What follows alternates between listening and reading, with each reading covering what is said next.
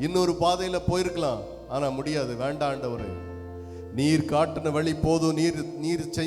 நீர் சித்தம் வச்சிருக்கிறது எனக்கு போதும். அதுக்கு மேல ஒண்ணுமே வேண்டாம், தேவையே இல்லை. ஹல்லேலூயா. நீர் வச்சிருக்கிறது போதும் ஆண்டவரே, நீர் வச்சிருக்கிறது போதும்.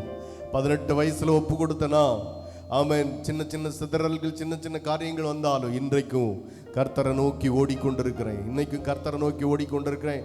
ஆமென். இன்னைக்கும் கர்த்தரை நோக்கி பாடிக்கொண்டிருக்கிறேன். ஆமென். ஹல்லேலூயா.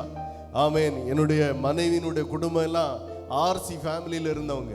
அவங்களெல்லாம் கர்த்தர் ரட்சித்து இன்றைக்கு அந்த ஊர்ல, அந்த பட்டணத்துல ஞானஸ்தானம் எடுத்து அவங்க இன்னைக்கு ரட்சிக்கப்பட்டு ஆமென் சபையில இருக்கிறாங்கன்னா அதே பெரிய விஷயம். ஹல்லேலூயா. ஆமென். அதே ஊர்ல எவ்வளவு அவமானங்களை பட்டாங்க.